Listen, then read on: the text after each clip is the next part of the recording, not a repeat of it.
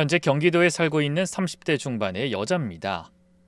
사실 전부터 사연을 올릴까 말까 몇 달을 고민했어요. 그런데 요즘 너무 속이 시원해서 밥이 잘 넘어가거든요.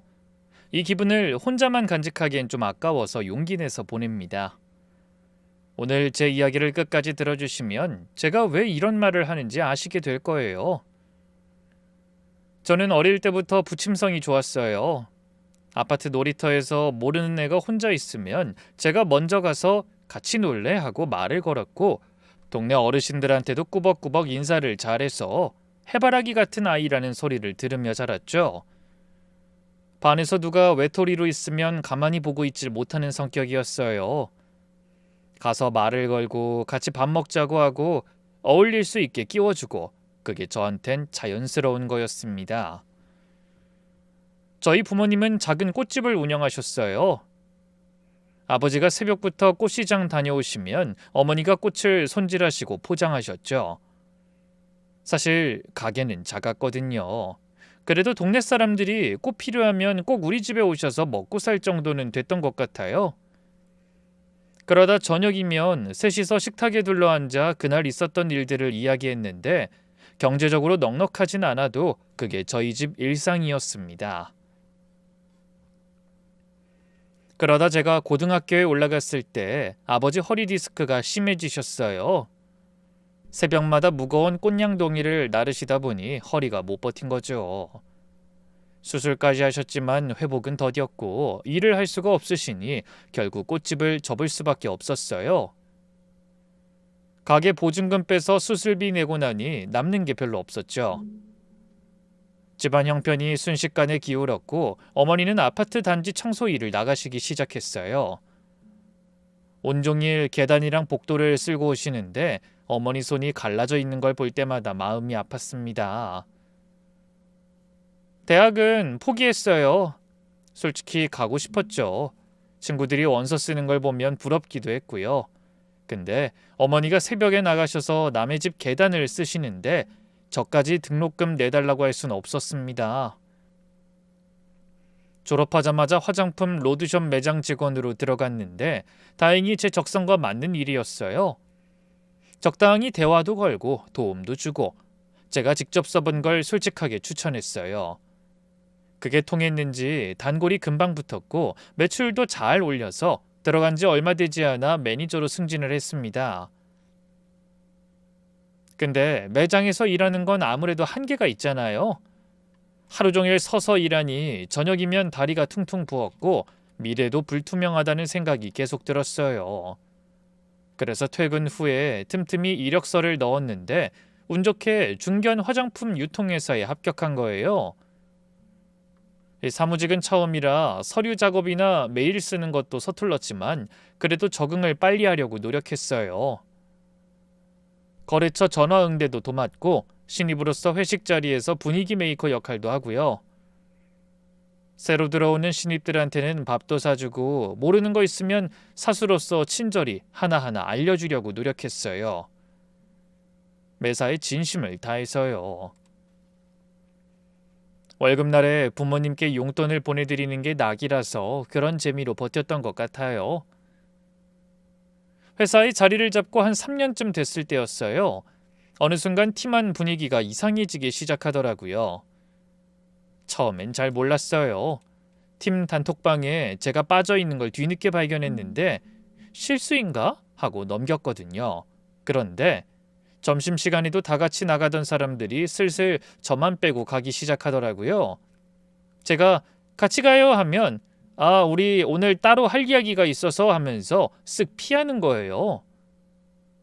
회의 때 의견을 내면 다들 고개를 숙이고 아무 반응도 없었고요. 한 번은 제가 프레젠테이션 자료를 만들어서 발표했는데 끝나고 나서 아무도 코멘트를 안 하더라고요. 부장님만 수고했다며 한마디 하시고 넘어갔는데 그 뒤에 누군가 속삭이듯이 역시 부장님 애완견 하고 말하는 걸 들었어요. 뭔가 싶어서 휙 돌아봤는데 다들 제 눈을 피하고 있었고요. 그때 처음으로 이건 단순한 실수가 아니구나 싶었습니다. 한참 지나서야 알게 됐어요. 팀 내 고참 여직원 둘이 뒤에서 저를 욕하면서 따돌리고 있었던 거였어요. 이유가 어이없었어요. 부장님이 저한테 칭찬을 자주 하셨다는 거였죠. 그것도 단순히 보고서 잘 쓴다, 거래처 응대가 좋다 이런 식이었는데 말이에요. 그 사람들 눈에는 제가 아부를 잘해서 칭찬받는 걸로 보였던 겁니다. 쟤는 위에 잘 보여서 올라간 거야. 맨날 부장님한테 붙어 다니더라. 이런 말이 뒤에서 돌고 있었다는 걸 저는 한참 후에야 다른 사람 입을 통해 들었어요. 대놓고 욕을 하거나 면전에서 티를 내면 차라리 싸우기라도 하겠는데 그게 아니라 은근히 배제하는 방식이었죠. 그게 얼마나 잔인한지 아세요? 제가 다가가면 대화가 뚝 끊기고 저만 없는 점심 모임이 있고 업무 공유 메일에서 제 이름만 빠져 있고 몇 달을 그렇게 버텼어요. 밝고 사교적이라는 소리를 듣던 제가 처음으로 아침에 눈을 뜨면 출근이 두려웠습니다. 화장실 칸에 들어가서 소리 안 나게 울었던 적이 한두 번이 아니에요. 한 번은 점심시간에 혼자 계단 구석에 앉아서 김밥을 먹고 있는데 위층에서 제 이름이 들려오더라고요. 걔 또 부장님한테 따로 보고서 들고 갔대. 진짜 역겹다. 하는 소리 말이에요. 그래도 그만두거나 포기하지 않았습니다. 부모님한테 월급을 보내드려야 하고 여기서 나가면 당장 갈 데가 없으니까. 고졸의 저를 받아준 곳이니까 이악 물고 버텼죠. 그러다 보니 저를 따돌리는 중심에 있던 고참 하나가 퇴사를 했고 그 뒤로 분위기가 조금씩 나아지기 시작했어요. 완전히 풀린 건 아니었지만 숨통이 트이기 시작한 거죠. 그 무렵에 팀에 신입이 하나 들어왔어요. 수빈이라는 이름의 친구였는데 첫날부터 눈치를 살피면서 어디에 앉아야 할지 누구한테 말을 걸어야 할지를 모르겠다는 표정이었죠. 그러다 우연히 점심시간에 혼자 편의점 삼각김밥을 먹고 있는 뒷모습을 봤는데 그 순간 가슴이 철렁했어요. 불과 몇 달 전 계단 구석에서 혼자 김밥을 먹던 제 모습이 겹쳐 보였거든요. 그래서 제가 먼저 다가갔어요. 수빈 씨, 밥 같이 먹을래요? 수빈이 눈이 동그래지더니 정말요? 괜찮으세요? 하고 되묻더라고요. 그 말투가 왜 그렇게 짠했는지 몰라요. 그날부터 같이 밥도 먹고 업무에서 모르는 게 있으면 제가 붙잡고 일일이 알려줬어요. 저도 처음에 헤맸던 것들을 미리 가르쳐줬죠. 수빈이가 실수를 해도 제가 먼저 수습해주면서 괜찮아, 나도 처음엔 그랬어 하고 다독여줬고요. 마음속으로 다짐한 게 있었거든요. 나처럼 힘든 사람이 눈에 보이면 절대 그냥 지나치지 말자. 내가 그 시간을 겪었으니까 누군가한테는 내가 먼저 손을 내밀 수 있는 사람이 되자고. 그게 제가 직장 내 따돌림을 겪고 나서 얻은 거였죠. 이런저런 일을 겪다 보니 어느새 30 초반이 되었어요. 솔직히 그때까지도 연애할 마음이 없었습니다. 일하느라 바빴고 사람을 새로 만난다는 게 피곤하기도 했거든요. 회사랑 집만 왔다 갔다 하면서 뭐 이렇게 사는 것도 나쁘지 않지 하고 있었는데 친한 친구 하나가 끝없이 매달리는 거예요. 야, 너 맨날 회사랑 집만 왔다 갔다 하면 어떡해? 연애를 해야 힘이 난다니까? 사람은 사람한테서 에너지를 받는 거야. 난 지금 에너지가 필요한 게 아니라 잠이 필요해. 아이 그러지 말고 내 지인 중에 괜찮은 사람 있거든? 한 번만 나가봐. 밥 한 끼 먹는 거지 뭐. 한두 번도 아니고 몇 주를 그러니까 결국 못 이기는 척 나갔어요. 상대는 제 친구의 지인이었고 중식 레스토랑에서 조리사로 일하고 있다고 했습니다. 약속 장소인 카페에 갔더니 구석자리에 앉아서 물만 홀짝이고 있는 사람이 보이더라고요. 딱 봤을 때 인상은 나쁘지 않은데 다소 내향적으로 보이긴 했어요. 제가 안녕하세요. 먼저 오셨네요? 하고 밝게 인사했더니 고개만 까딱하면서 네 하고 끝이었죠. 뭘 물어봐도 한두 마디로 끝나고 제가 혼자 떠드는 것 같은 분위기가 이어졌어요. 메뉴를 고를 때도 제가 뭐 드실래요? 하면 아무거나요 하고 제가 아메리카노 괜찮으세요? 하면 네 하고 대화라고 할 게 없었어요. 근데 그게 이상하게 불쾌하진 않았습니다. 무례한 게 아니라 정말로 어떻게 해야 할지 모르는 사람이라는 느낌이 왔거든요.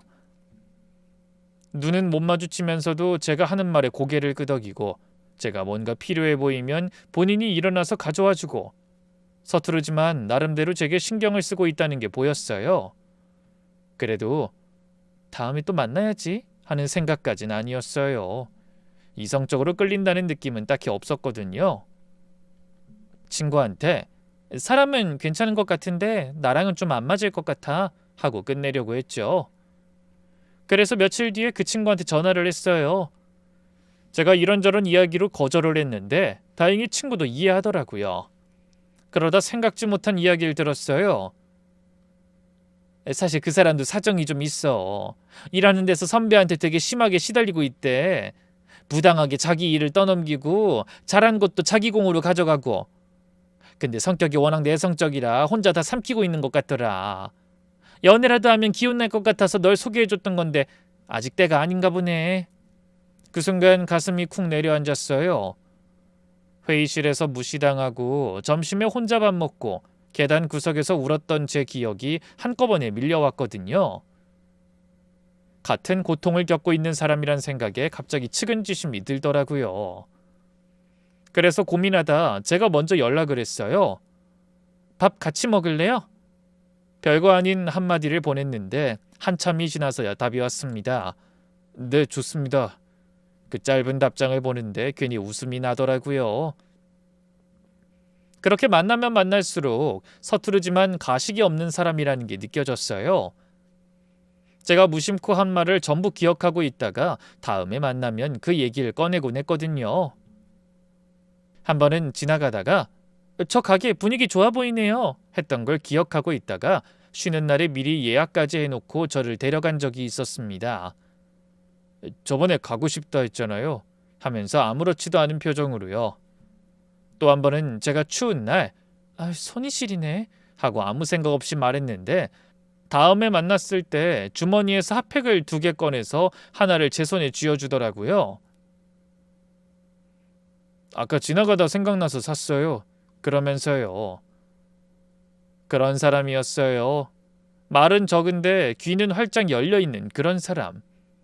물론 연민에서 시작한 감정이었다는 걸 부정하진 않아요. 근데 이 사람 마음이란 게 그렇잖아요. 측은함이 관심이 되고 관심이 정이 되고 정이 쌓이다 보면 어느 순간 보고 싶어지는 거니까요. 처음 사귀자는 말도 제가 먼저 못했어요.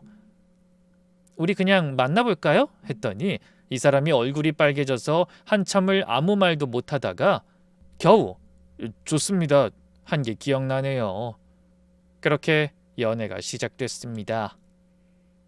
내성적이고 표현이 서투른 그 사람을 제 세계로 천천히 데려오기 시작했어요. 처음엔 친구들 모임에 같이 가자고 했더니 극구 사양하더라고요. 사람 많은 데 가면 뭘 해야 할지 모르겠어. 그냥 가만히 앉아있으면 이상한 사람 되는 것 같기도 하고. 이상한 사람 안 돼. 내가 옆에 있을 건데 뭐가 걱정이야. 그렇게 반쯤 끌다시피 데려갔는데 첫날은 정말 구석에 앉아서 아무 말도 못했어요. 친구들이 뭐 드실래요? 물어보면 네, 아무거나요. 이것만 반복하고요. 나중에 물어보니까 그날 심장이 터질 것 같았대요. 초면인 사람들이 한꺼번에 자기한테 말을 거니까 머리가 하얘졌다고. 그때마다 제가 옆에서 자연스럽게 끼워줬어요. 대화 물꼬를 터주고 분위기가 어색해지면 슬쩍 화제를 돌려주고. 그렇게 2-3번 모임에 같이 갔더니 남자친구가 조금씩 달라지기 시작했어요.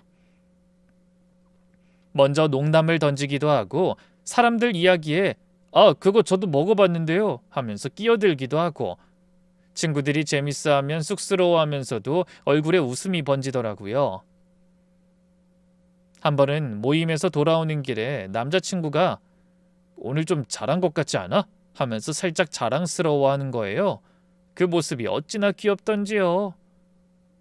그쯤부터 직장에서도 달라졌습니다. 늘 선배한테 눌려서 자기 의견을 못 내던 사람이 조금씩 목소리를 내기 시작했어요. 원래부터 실력은 있는 사람이었는데 적극성까지 갖추니 인정을 받을 수밖에 없었죠. 표정이 밝아지고 목소리가 커지고 말 그대로 다시 피어나는 게 눈에 보였습니다. 주변에서 하나같이 완전 달라졌다, 너 만나고 사람이 됐다 그러더라고요. 그 말이 이상하게 뿌듯했어요. 이 사람이 나로 인해 웃을 수 있다는 게 저한테도 큰 힘이 됐거든요. 그러다 어느 날 남자친구가 저녁 먹고 산책하다가 갑자기 걸음을 멈추더니 조용히 말했어요. 자기랑 평생 함께 살고 싶어. 자기와 함께 있는 내 모습이 좋아. 프로포즈라고 하기엔 너무 투박했지만 그래서 더 진짜 같았죠. 화려한 이벤트 같은 건 없었어요. 그 말 한마디로 결혼을 결심했습니다. 그렇게 결혼 준비를 시작하면서 남자친구 집안을 처음 만나게 됐는데 뜻밖에도 첫 만남부터 분위기가 심상치 않았습니다. 예비씨 어머니를 그때 처음 뵀는데 식탁에 딱 앉아서 저를 위아래로 훑으시더니 대뜸 이러시는 거예요. 뭐 하는 집 딸이야? 인사도 제대로 받기 전에 집안 배경부터 물으시더라고요. 순간 당황했지만 차분히 웃으면서 대답했어요. 제 대답을 들은 시모 표정이 미묘하게 변하더니 하고 코웃음 비슷한 소리를 내셨죠. 그게 어머니의 첫인상이었어요. 시모는 목소리가 크고 말이 거친 분이셨어요. 상대방의 상황이나 사정 같은 건 아예 고려를 안 하시는 스타일이었고요. 식사 자리에서 남자친구한테 밥 더하라, 물 갖다 놔라 등 명령조로 갖은 심부름을 시키는데 충격적인 건 남자친구가 아무 저항 없이 고분고분 따르는 거예요. 밖에서는 조금씩 달라지고 있던 사람이 어머니 앞에서는 여전히 고개를 숙이고 있더라고요. 식사 내내 시모가 뭐라 하시면 네 엄마, 알겠습니다. 그럴게요. 이것만 반복하는 거예요. 제가 옆에서 보다 못해 대화를 시도하면 시모는 이 한마디로 잘라버리셨어요. 나는 아들한테 물어본 거야. 그때 확실히 깨달았습니다. 이 사람이 그렇게 내성적이고 위축돼 있었던 게 타고난 성격이 아니라 이 집안이 그렇게 만든 거였다는 걸요. 시모는 아들이 무조건 순종하길 바라는 사람이었고 조금이라도 다른 의견을 내면 네가 감히 엄마한테? 하면서 눌러버리셨어요. 시누이도 만만치 않은 성격이었고 집안 전체가 목소리 큰 사람이 이기는 구조였습니다. 결혼 준비 과정에서도 시모의 간섭은 끝이 없었어요. 예식장을 여기로 하자고 하면 거긴 안 돼, 내가 아는 데가 있어 하시고, 예단 품목을 정하면 이게 뭐야, 우리 집안은 이 정도는 해야지 하시고, 신혼집을 알아보면 시댁 가까운 데로 해야지 하시고, 하나를 정할 때마다 전쟁이었습니다. 제가 의견을 내면 남자친구한테 전화해서 너 그 애 말만 듣고 엄마 말은 안 듣냐? 소리를 지르셨고, 한 번은 결혼 반지를 맞추는 날 시모가 굳이 따라오겠다고 하셔서 모시고 갔다가 마음에 안 든다면서 매장에서 난리를 치신 적도 있어요. 주변 손님들이 다 쳐다보는데 창피해서 땅이라도 꺼지고 싶었습니다. 어느 날 밤 남자친구한테 솔직하게 말했어요. 나 솔직히 자기 집안 생각하면 결혼이 겁나. 결혼해서도 어머니가 저렇게 나오시면 내가 버틸 수 있을지 모르겠어. 제 말에 남자친구가 한참을 아무 말 없이 있다가 제 손을 꼭 잡으면서 말했습니다. 나 당신 만나고 달라졌잖아. 이젠 엄마한테도 더 이상 끌려다니지 않을게. 내가 자기 지킬 테니까 믿어줘. 그 눈빛은 진심이었어요. 적어도 그때는 그렇게 느꼈습니다. 마음 한구석이 무거웠지만 이 사람이라면 함께 이겨낼 수 있을 거라고 믿고 결혼을 했죠. 하지만 결혼하고 나서 알게 된 건 시모가 제 예상보다 훨씬 심한 분이라는 거였어요. 시모 집이 저희 집에서 차로 15분 거리였는데 그게 재앙의 시작이었어요. 가깝다는 핑계로 거의 매일 찾아오셨거든요. 아침이든 저녁이든 상관없이 예고도 없이 초인종을 누르시는 거예요. 처음엔 반찬을 갖다 주신다거나 뭘 전해줄 게 있다는 핑계를 대셨는데 정작 오셔서 하시는 건 살림 간섭이었습니다. 냉장고 문을 열어보시면서 이건 뭐야? 이런 걸 왜 사 먹어? 옷장을 열어보시면서 옷은 왜 이렇게 많아? 살림은 안 하고. 커튼을 보시면서 이 색깔은 뭐야? 집이 어둡잖아. 사사건건 다 간섭하시면서 하나라도 당신 말을 안 들으면 난리가 났어요. 시모의 진짜 목적은 분명해 보였어요. 그러니까 며느리의 길을 확실하게 잡아놓는 것. 남편한테 전화하셔서 대놓고 그 말을 하시더라고요. 새아가가 시어미 말을 안 듣게 생겼네. 시집 왔으면 어른 말을 따라야지. 길을 잡아놔야 해. 너도 그런 줄 알아라. 그 통화를 옆에서 들었을 때 기분을 아세요? 길을 잡아놓겠다는 말을 이렇게 태연하게 하는 사람이 있구나 싶어서 어이가 없었습니다. 한 번은 저랑 남편이 각자 일터에 있는 시간에 남편한테 전화가 왔어요. 자기, 엄마가 우리 집에 와 계시는데. 깜짝 놀라서 비밀번호 알려줬어? 라고 물었더니 그렇다고 하더군요. 남편에게 연락이 되지 않자 경비실 통해서 따졌나 봐요. 나중엔 경비실 통해 연락이 닿아서 어쩔 수 없이 알려드렸다고 하더군요.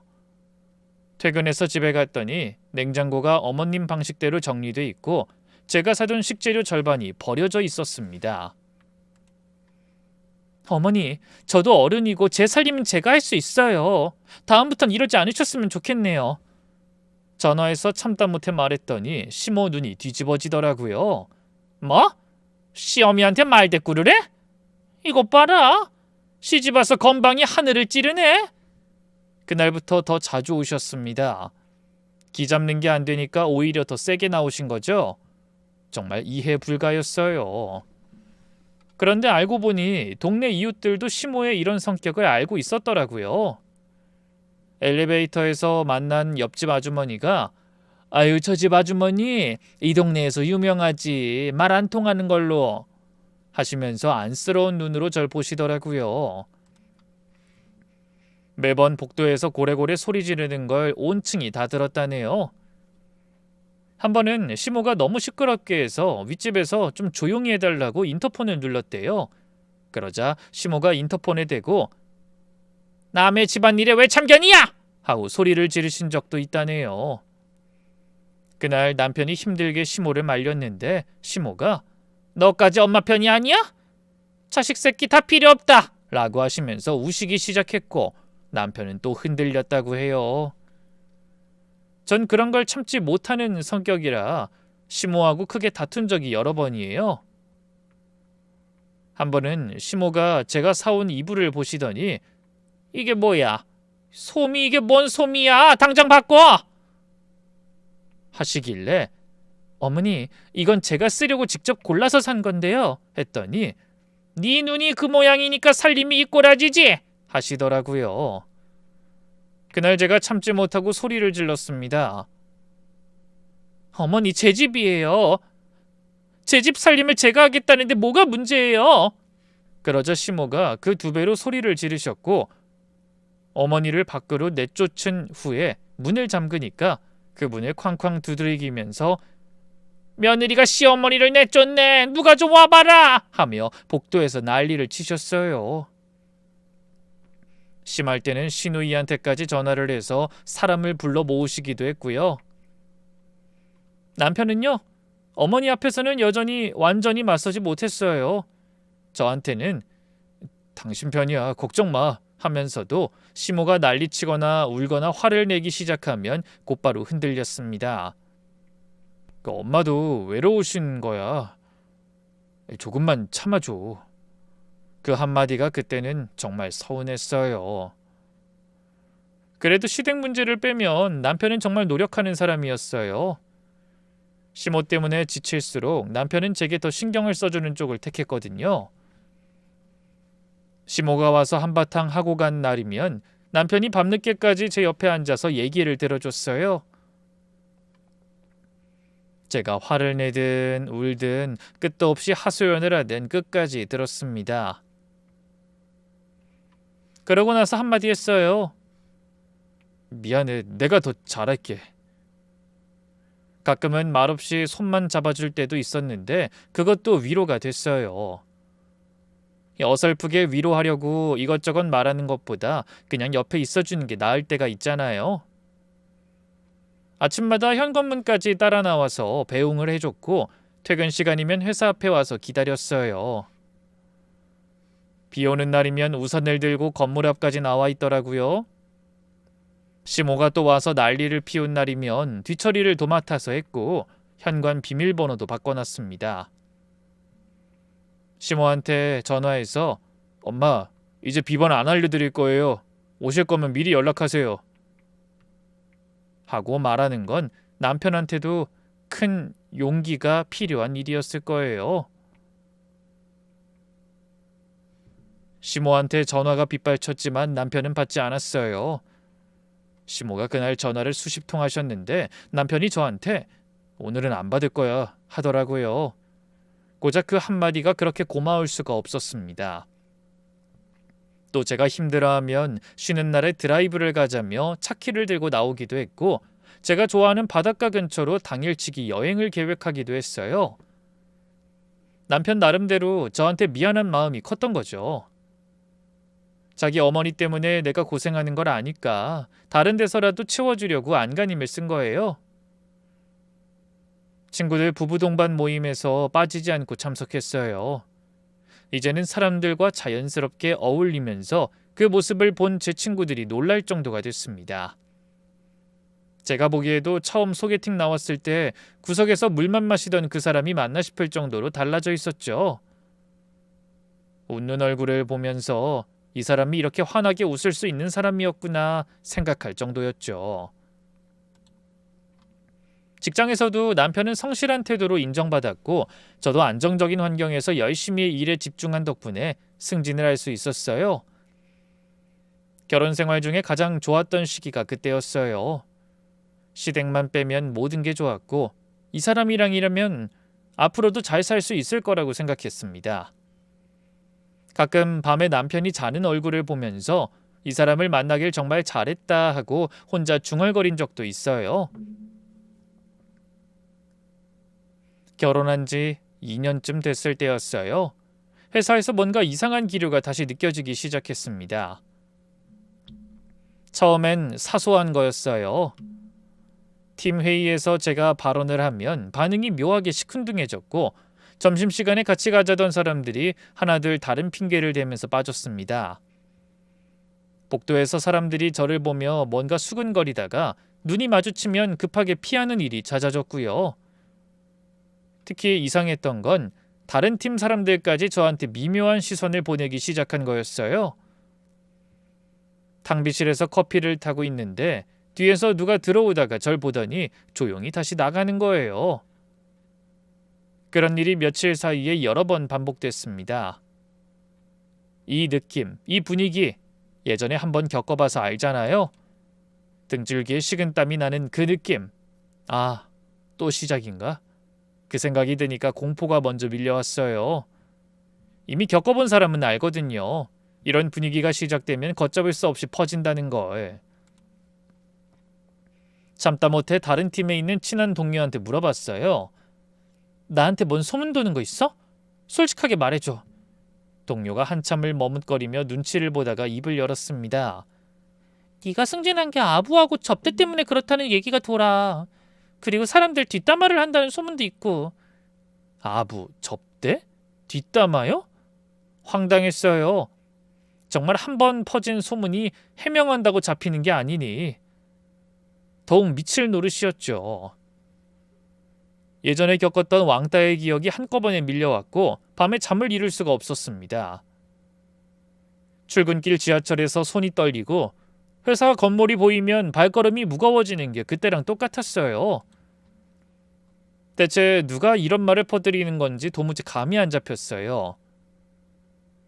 이것저것 따져보고 여러 동료한테 조심스럽게 물어보면서 추적하다 보니 소문의 시작점이 하나로 모이기 시작했습니다.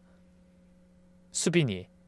제가 입사 초부터 밥 사주고 업무 알려주고 실수까지 대신 수습해주면서까지 챙겼던 바로 그 후배. 편의점에서 혼자 삼각김밥 먹고 있던 걸 보고 가슴이 아파서 먼저 손을 내밀었던 그 신입이 소문의 근원지였습니다. 처음에 동료한테 들었을 때 귀를 의심했어요. 수빈이가? 그 애가? 몇 번이나 되물었습니다. 근데 다른 동료한테 확인해도 또 다른 사람한테 물어봐도 전부 같은 이름을 말하더라고요. 수빈이가 회식 자리에서 그런 얘기했어. 수빈이가 흡연실에서 다른 팀 사람한테 그러더라. 증언이 하나둘 모이면 의심이 아니라 사실이 되는 거잖아요. 내가 진심으로 챙긴 사람이 뒤에서 나를 깎아내리고 있었다는 거예요. 몇 년 전 같은 경험이 떠올라서 서러웠습니다. 이렇게 또 당하는구나. 그것도 내가 믿었던 사람한테. 수빈이를 회의실로 불렀어요. 둘만 있는 자리를 만들어야 했죠. 문을 닫고 마주 앉았는데 수빈이가 뭔가 눈치를 챈 건지 표정이 불안해 보이더라고요. 돌려 말하지 않았어요. 수빈아, 소문 네가 낸 거 맞아? 맞지? 수빈이가 눈을 동그랗게 뜨면서 언니 무슨 소리예요? 갑자기 왜 그래? 하더라고요. 연기가 어설펐어요. 눈동자가 엄청 흔들리고 있었거든요. 제가 핸드폰을 꺼내서 동료들한테 받은 카톡 캡처, 다른 팀 사람이 전해준 증언 내용을 하나씩 보여줬어요. 수빈이가 흡연실에서 한 말, 회식 자리에서 한 말, 다른 팀 후배한테 보낸 메시지까지 하나씩 내밀 때마다 수빈이 얼굴에서 혈색이 빠져나가는 게 보였습니다. 한참을 침묵하다 수빈이 태도가 바뀌었어요. 고개를 숙이고 미안하다고 할 줄 알았는데 아니었어요. 고개를 들더니 눈빛이 차갑게 변하면서 이러는 거예요. 솔직히 언니 행동 보면 그렇잖아요. 뭐? 잘난 척, 은혜 베풀어주는 척. 사실은 착한 사람으로 보이고 싶은 거 다 알아요. 언니 오지랖이랑 그 척 때문에 옆에 있으면 제가 맨날 부족한 사람이 되는 기분이었다고요. 멍했습니다. 혼자 있던 사람을 보고 가슴이 아파서 다가간 건데 처음이라 힘들까봐 제가 더 노력했던 건데 그걸 잘난 척이라고 하다니. 난 네가 힘들어 보여서 그냥 도와준 거야. 내가 예전에 같은 일을 겪어봐서 그때 아무도 안 도와줘서 나만큼은 너한텐 그러고 싶지 않았던 거야. 내 마음을 정말 몰라? 설령 아무리 그렇게 오해했다고 해도 나에 대한 헛소문을 터뜨리는 게 말이 돼? 수빈은 제 말에 코웃음을 치더라고요. 언니가 항상 그렇게 착한 척하면서 상사들한테 아부했을지도 모르는 일이잖아요. 예전에도 그런 소문 있었고요. 아니 땐 굴뚝에서 연기 나겠어요? 그 말에 더 이상 대화를 이어갈 수가 없었어요. 뭐라고 대답을 해야 할지 말이 나오지 않았습니다. 회의실을 나오는데 다리에 힘이 풀려서 복도벽에 기댈 수밖에 없었어요. 한참을 서 있다가 화장실로 들어가 세수를 했는데도 정신을 차릴 수 없었죠. 그날부터 회사 가기가 또다시 지옥처럼 괴로워졌어요. 예전 기억이 반복되는 것 같아서 밤에 잠을 이루지 못했고 출근길 지하철에서 손이 떨렸습니다. 집에 돌아오면 소파에 누워서 천장만 바라보다가 눈물이 흘러내렸는데 그 사실은 남편만 알았죠. 남편이 옆에 와서 조용히 안아줬어요. 제가 울면서 있었던 일을 전부 쏟아냈습니다. 수빈이가 소문을 냈다는 사실, 면전에서 제게 했던 말, 내가 뭘 잘못한 건지 모르겠다는 말 등 남편이 제 머리를 쓰다듬으면서 말했어요. 당신은 잘못한 거 하나 없어. 내가 있잖아. 그 한마디가 그땐 정말 큰 위로였거든요. 이 사람이 내 편이라는 것, 그게 유일한 버팀목이었습니다. 남편은 그날 밤 저한테 힘들면 회사 관두고 쉬어도 돼. 내가 벌잖아 하더라고요. 속이 울렁울렁했지만 그래도 참고 출근을 계속했어요. 여기서 무너지면 안 된다. 도망가면 사실이 되니까 버텨야 한다. 그 생각으로 버텼습니다. 그렇게 힘든 시간을 보내고 있던 어느 주말이었어요. 남편 식당 근처에 볼 일이 생겨서 갔어요. 원래는 연락 안 하고 찾아가는 일은 없었는데 그날은 그저 아무 생각 없이 간 거였어요. 그런데 골목길에서 남편이 누군가와 나란히 걸어가고 있는 걸 우연히 본 겁니다. 처음엔 동료겠거니 했는데 분명 가까운 사이의 여자였어요. 이 둘의 거리가 보통이 아니었거든요. 여자가 남편 팔짱을 끼고 있었습니다. 뭔가 이상하다 싶어서 몇 걸음 더 가까이 갔는데 여자가 고개를 돌리는 순간 옆모습이 보였어요. 수빈이었습니다. 심장이 멈추는 것 같았어요. 눈을 몇 번이고 깜빡였는데 착각이 아니었습니다. 수빈이가 제 남편 팔에 매달려서 웃고 있었어요. 제가 회사에서 수빈이한테 배신당해 울고 있을 때 안아줬던 그 남편이 그 입으로 수빈이한테도 뭔가 속삭이고 있었습니다. 다리에서 힘이 빠지면서 그 자리에 멈춰섰어요. 머릿속이 하얘졌습니다. 골목벽에 등을 기대고 서 있는데 온몸이 후들후들 떨렸죠. 소리를 지르고 싶었는데 목에서 아무 소리도 나오지 않았어요. 어떻게 집에 돌아왔는지도 기억이 안 나고요. 그날 밤 집에 돌아와서 남편을 기다렸어요. 현관문 앞 거실 바닥에 앉아서 불도 안 켜고 어둠 속에 가만히 앉아 있었습니다. 남편이 문을 열고 들어와서 불이 켰어요.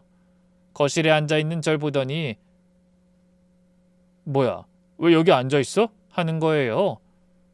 평소처럼 아무렇지도 않은 표정, 말투로요. 저는 나직이 말했습니다. "수빈이랑 언제부터야?" 남편 얼굴이 새하얘졌어요. 입을 벌렸다가 닫았다가 뭔가 말을 만들어내려는 게 보이더라고요. 제가 먼저 잘랐습니다. "오늘 식당 뒷골목에서 팔짱 끼고 걸어가는 걸 봤어. 거짓말하면 그땐 정말 끝이야. 사실대로 말해." 남편이 그 자리에서 무릎을 꿇었어요. 그리고 실토를 하기 시작했습니다. 몇 달 전에 수빈이가 식당에 혼자 찾아왔다고요. 남편과 수빈이는 그전부터 회사 동료 모임 등에서 서로를 알고 있는 상태였어요. 물론 저를 통해서요. 그렇게 남편을 찾아간 수빈이는 "회사에서 너무 힘들다. 언니한테 서운한 게 있다." 라고 하면서 울면서 하소연을 했다고 해요. 처음엔 정말 그냥 얘기만 들어준 거야. 당신 후배니까 챙겨줘야 한다고 생각했어. 근데 자꾸 찾아오고 울고 의지하니까 어쩌다 보니까 뭔 말이야? 제가 소리를 질렀어요.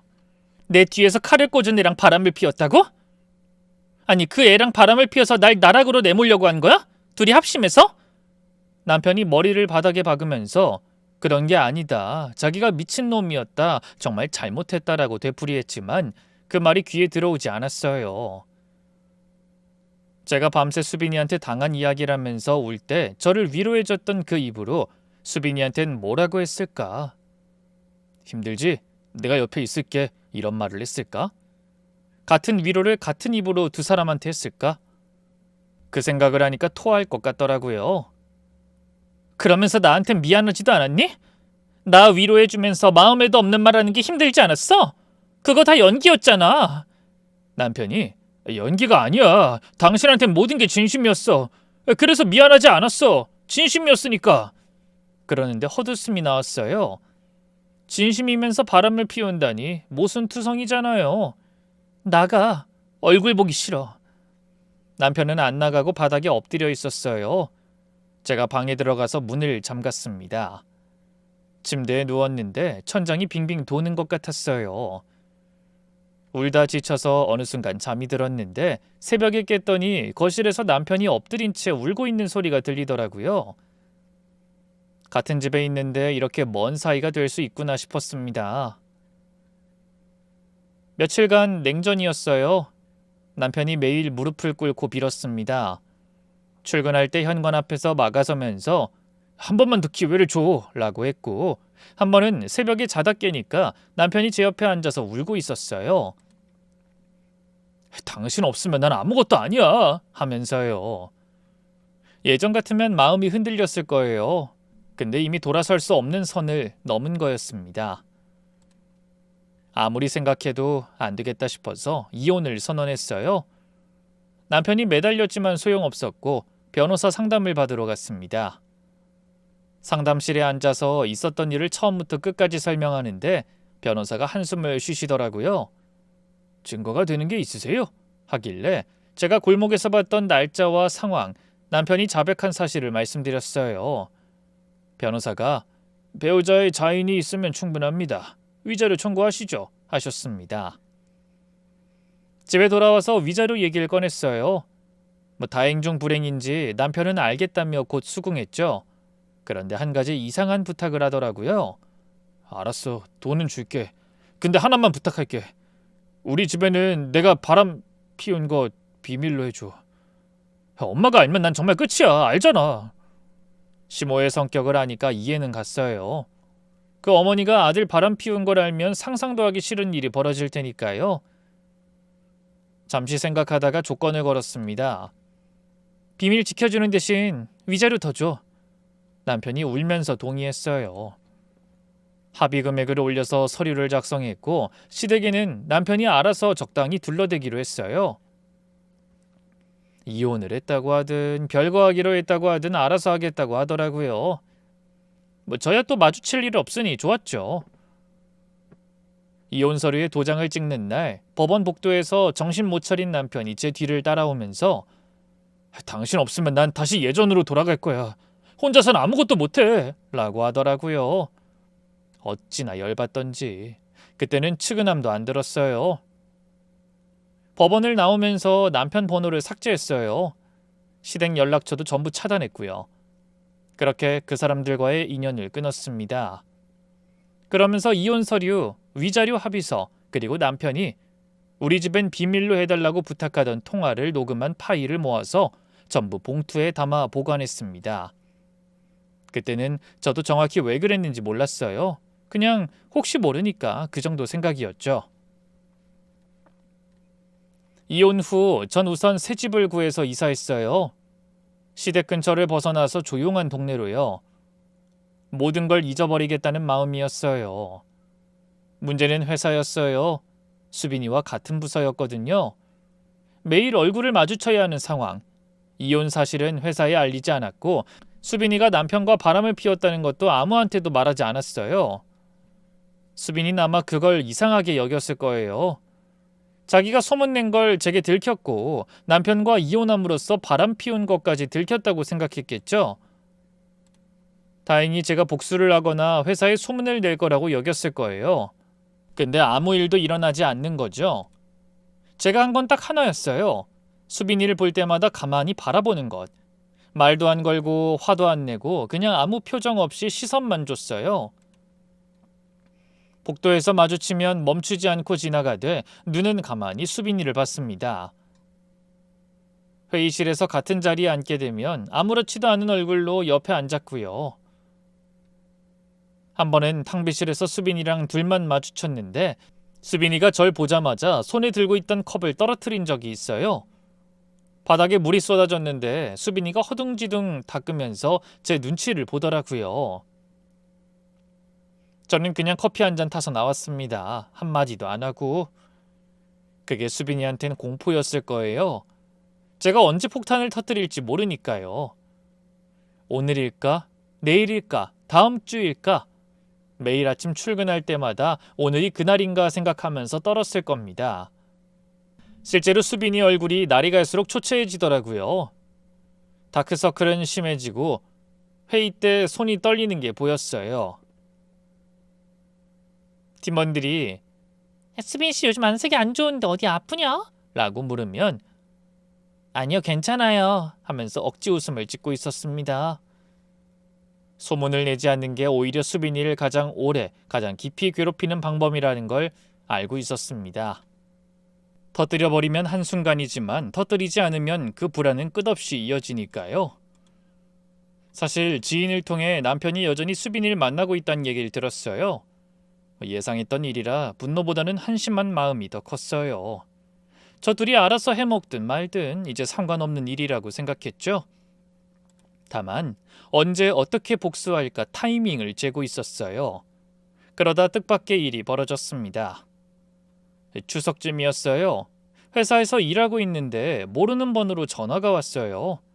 보통은 안 받는데 그날따라 거래처 번호인가 싶어서 받았습니다. 야 이년아! 시모였어요. 어떻게 제 번호를 알아냈는진 모르겠지만 성격은 여전하더군요. 시모는 전화기에 대고 고래고래 소리를 지르기 시작했습니다. 별거 한다고 번호 바꾸고 잠적하더니 명절이 돼도 전화 한 통이 없어? 예의도 없는 년. 시모는 아직 이혼 사실을 모르고 있는 것 같았어요. 저는 차분하게 대답했습니다. 어머니, 모르셨나 본데 저희 이혼했어요. 저 이제 남이에요. 이런 말 들을 입장 아니라고요. 뭐? 그게 무슨 말도 안 되는... 너 지금 있는 주소 불러. 니년 머리채를 뽑아놓을 테다. 제 머리채 뽑기 전에 전 남편한테 물어보세요. 그렇게 전화를 끊었어요. 그 뒤로 한동안 조용하더라고요. 시모라면 분명 전 남편한테 따졌을 거예요. 남편이 뭐라고 둘러댔을진 모르겠지만 시모 성격에 그냥 넘어갈 리가 없잖아요. 아마 남편은 이혼한 거 맞아. 성격 차이로 그랬어. 뭐 이런 식으로 말했겠죠. 근데 시모는 성격 차이로 이혼했다는 말에 고지고대로 믿을 사람이 아니었죠. 며칠 뒤 야근을 마치고 혼자 회사 건물을 나오는데 정문 앞에 사람 셋이 서 있었어요. 시모 시누이 그리고 시모 동생인 이모님 셋이서 팔짱을 끼고 서 있는 모습이 마치 전쟁터에 나가기 직전의 장군들 같더라고요. 시모 표정을 보는 순간 알았어요. 아, 역시 단판 지으려고 왔구나. 시모가 절 보자마자 달려와서 팔을 잡았어요. 사실대로 말해. 너 뭔 짓 했지? 그래서 우리 아들 내신 거지? 어머니, 저한테 오실 일 아니에요. 뭐? 잠깐 숨을 골랐어요. 이 말을 하면 어떤 일이 벌어질지 알고 있었지만 더 이상 숨겨줄 이유가 없었습니다. 혹시 이혼 사유를 성격 차이나 저한테 귀책 사유가 있다고 들으셨어요? 근데 아쉽게도 다 거짓말이에요. 사실은 그쪽 귀한 아드님이 바람을 피워서 이혼한 거예요. 그것도 제 회사 후임이랑요. 성격 차이가 아니에요. 어머니 쪽이 순간 조용해졌어요. 시모 목소리가 떨리기 시작했습니다. 뭐라고 했어? 남편이 바람을 피웠다고요. 그거 들켜서 이혼한 거라니까요. 그게 정말이야? 우리 아들이 정말 바람을 피웠다고? 말도 안 돼. 그 쑥맥이 내가 어떻게... 시누이랑 이모님도 옆에서 솔직하게 말해달라며 무슨 일이 있던 건지 처음부터 끝까지 말해달라고 하더라고요. 셋이 저를 에워싸면서 못 가게 하길래 차라리 오늘이 날이다 싶어서 그 자리에서 전부 말했어요. 수빈이라는 제 회사 후배와 남편이 바람을 피웠다는 것, 어떻게 들켰는지, 그 상간녀가 회사에서 저를 괴롭힌 일 등에 대해서요. 시누이도 이모님도 할 말을 잃었습니다. 전 가방 안에 넣어뒀던 서류 봉투를 꺼냈어요. 시모가 저를 찾아올 거라 생각하고 미리 준비해둔 거였죠. 역시 제 예감은 틀리지 않았고요. 위자료 합의서를 내밀었어요. 이건 위자료 합의서인데요. 여기 보시면 금액이 처음보다 올라가 있거든요. 남편이 본인의 외도를 시댁에 알리지 않는 조건으로 더 주기로 한 거예요. 많이 줬죠? 아마 저한테 이 돈 주고 알거지 됐을 거예요. 시모가 종이를 받아들고 읽기 시작하는데 손이 떨리고 있었어요. 시누이가 옆에서 같이 들여다보더니 혼란스러워하더군요. 마지막으로 핸드폰을 꺼내서 녹음 파일을 들었어요. 남편 목소리가 흘러나왔습니다. 우리 집엔 비밀로 해줘. 엄마가 알면 난 정말 끝이야. 달라는 대로 돈 더 줄 테니까 제발. 남편 목소리가 울려 퍼지자 시모의 표정이 변하는 게 단계별로 보였어요. 충격, 분노, 그리고 배신감. 아들이 바람을 핀 것도 충격인데 그걸 본인한테 숨기려고 돈까지 더 줬다는 사실이 시모한테 더 큰 배신이었던 거예요. 시누이가 녹음을 듣다가 입을 손으로 가리면서 미쳤다, 얘 정말 미쳤다 하더라고요. 이모님도 고개를 절레절레 흔들었습니다. 이 자식이 나를 속여? 어쩐지 나한테 돈 빌려달라고 하더니 이놈이... 저는 곧장 가방에서 메모지를 꺼냈어요. 수빈이 이름이랑 사는 동네와 주소를 찾아 적어서 시모한테 건넸습니다. 시모가 메모지를 움켜쥐더니 가자! 하면서 시누이와 이모를 끌고 바로 움직이려고 했어요. 지금 당장 간다! 시모 얼굴이 시뻘개지다 못해 파래졌어요. 시누이가 진정시키려 했지만 소용없었죠. 그렇게 시모, 신우이, 이모님 그리고 저까지 넷이서 수빈이 집 주소로 향했습니다. 수빈이가 살고 있는 원룸 앞에 도착했어요. 좁은 골목 안쪽에 있는 낡은 빌라였는데 건물 앞 주차장에는 남편 차가 세워져 있었어요. 시모가 그 차를 보는 순간 온몸이 떨리기 시작하더라고요. 신우이가 시모 팔을 잡았는데 시모가 뿌리치셨어요. 마침 현관 공동 출입문이 열려 있어서 그냥 올라갔습니다. 시모가 문을 두드렸어요. 처음에는 아무 반응이 없었습니다. 시모가 더 세게 두드리면서 문 안 열어? 여기 내 아들 있지, 어? 라고 하니까 한참 뒤에 수빈이가 문을 열었는데 편한 옷차림이었어요. 굉장히 놀라고 당혹스러운 표정이었죠. 그리고 그 뒤에 남편이 서 있었습니다. 러닝셔츠에 추리닝 바지 차림으로요. 완전히 눌러앉아 살고 있는 것 같았어요. 남편이 저를 보는 순간 얼굴이 하얘졌고 수빈이도 제 얼굴을 보자마자 뒤로 물러섰습니다. 여긴 어떻게 왔어요? 시모가 아들 얼굴을 보자마자 소리를 질렀습니다. 이 개 같은 놈아! 이 한심한 놈아! 손이 올라가더니 남편 뺨을 때렸어요. 찰싹 소리가 골목에 울렸습니다. 한 대로 끝나지 않았어요. 시모가 2대, 3대를 연달아 때리시면서 이 머저리 같은 놈! 꽃뱀한테 돈 뜯기고 위자료 뜯기고 내가 널 이렇게 키웠냐! 라며 울면서 때리셨어요. 수빈이가 놀라서 뒤로 물러나면서 문을 닫으려 했는데 신우이와 이모님이 양쪽에서 막았어요. 이모님이 수빈이한테 이년아, 너 때문에 우리 집안이 이 꼴이 된 거야. 도망 못 가! 하면서 팔을 잡았습니다. 시모는 남편 멱살을 잡고 있었고 남편은 맞으면서도 한마디도 못했어요. 어릴 때부터 어머니한테 고분고분했던 그 모습 그대로 고개를 숙이고 맞고만 있었습니다. 집안 전체가 난장판이 됐어요. 얻어맞던 수빈이는 방 안으로 도망쳐서 문을 잠갔고 시모는 남편을 때리다가 울고 울다가 또 때리고 신우이만이 말렸지만 시모는 멈추지 않았어요. 이모님은 수빈이 문 앞에서 문 열어 이 도둑년아! 하고 소리를 지르고 있었고요. 소리를 들은 옆집 사람들이 복도로 나와서 수빈이의 집을 구경하기 시작했어요. 저는 좀 떨어진 곳에 서서 그 장면을 지켜봤어요. 마냥 통쾌하다기보다는 묘한 감정이었습니다. 내가 이걸 원했던 건가 싶으면서도 남편 얼굴에서 두려움이 보이는 순간에는 그래, 너도 한번 당해봐라 하는 마음이 들더라고요. 시모가 때리다 지쳐서 주저앉으시면서 우시는데 이상하게 시모한테 처음으로 측은한 마음이 들었습니다. 참 신기하죠? 사람 마음이라는 게. 시모가 그 발로 남편을 끌고 시댁으로 내려갔습니다. 그날 이후로 시댁 집안이 완전히 뒤집혔어요. 전에 듣기로는 집안 전체가 남편을 한심하게 여겼고 남편은 가족한테 완전히 버림받은 거나 마찬가지가 됐다고 해요. 하긴 그때 쪽같은 시모라도 이번 일을 그냥 넘기진 않을 테죠. 근데 제 예상보다 시모는 대단한 사람이었습니다. 시모 분노는 거기서 끝나지 않았어요.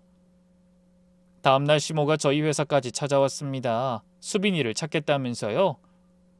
아침부터 로비에서 기다리고 있었대요.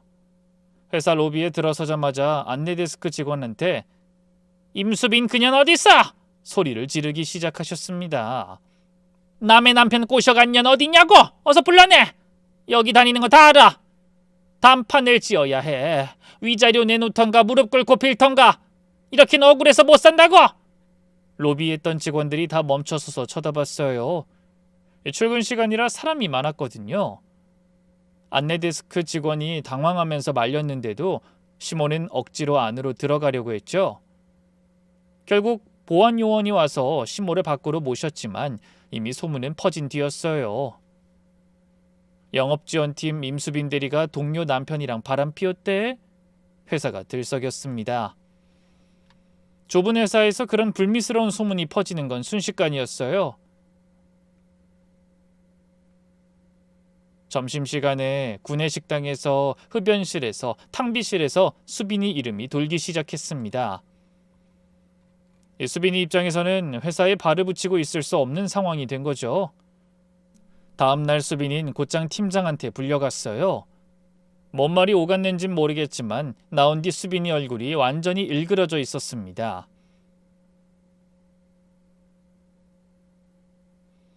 자리에 앉아서 멍하니 모니터만 바라보다가 점심때부터 짐을 싸기 시작하더라고요.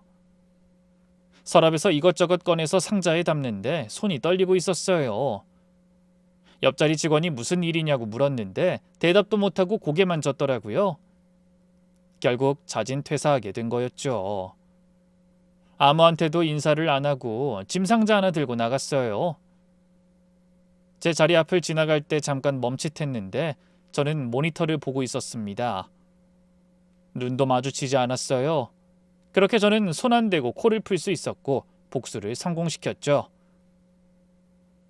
저는 지금 회사를 다니며 안정적으로 생활하고 있었어요. 수빈이가 나간 뒤 자리가 비면서 오히려 업무 효율이 좋아졌고 새로 들어온 신입으로 인해 분위기가 괜찮아졌습니다. 처음에는 수빈이의 외도 상대가 저의 전남편이라는 사실이 밝혀져서 꽤 피곤한 시간이 있긴 했어요. 그렇지만 시간이 지나니까 사람들도 있더라고요. 전남편은 다른 지역 작은 식당 주방에 들어갔다는 소식을 풍문으로 들었어요. 혼자서 월세방을 얻어 살고 있다고 했습니다. 시모가 그 난리를 쳐서 모두가 알게 된 건데 시모는 아들이 자기를 망신시켰다며 온 동네방네 떠들고 다닌답니다. 그래도 시간이 지나면 아마 시모는 전남편을 이해해 줄 거예요. 지금은 미워도 자기 아들이니 용서할 수밖에 없겠죠. 남편은 더욱더 강력해진 시모의 그늘 아래 살게 될 거고요. 그렇게 혼자 반성하고 괴로워하며 살았으면 좋겠네요. 가끔 퇴근길에 예전에 남편이 저를 기다리던 회사 앞을 지나치면 잠깐 발걸음이 느려지긴 해요. 비 오는 날 우산 들고 서 있던 모습이 떠오르기도 하고요. 근데 발걸음을 멈추진 않아요. 잠깐 느려질 뿐 그냥 지나칩니다. 요즘 퇴근하면 수영 갔다가 집에 와서 좋아하는 드라마 틀어놓고 과일 깎아 먹는 게 낙이에요. 조용한 거실에 앉아서 혼자 맥주를 마시는데 처음에는 그 고요함이 너무 무서웠어요. 남편이 옆에 있을 때는 몰랐는데 혼자가 되니까 냉장고 돌아가는 소리가 이렇게 크게 들리는구나 싶더라고요. 근데 몇 달이 지나니까 그 조용함이 오히려 좋아졌어요. 누가 집으로 쳐들어올까봐 불안해하지 않아도 되고 시모 전화에 떨지 않아도 되고 남편 핸드폰을 의심하지 않아도 되니까요. 온전히 저만의 시간이었습니다. 누군가의 아내도 아니고 누군가의 며느리도 아닌 그냥 나로 살고 있는 시간. 가끔 수영장에서 물속에 잠겨 있으면 물밖에 소리가 다 사라지면서 고요해지는 순간이 있거든요. 그때 생각해요. 아, 난 이제 괜찮구나. 정말 괜찮구나. 별거 아닌 일상인데 이게 얼마나 소중한 건지 이제야 알겠더라고요. 길고 긴 이야기 끝까지 들어주셔서 감사합니다.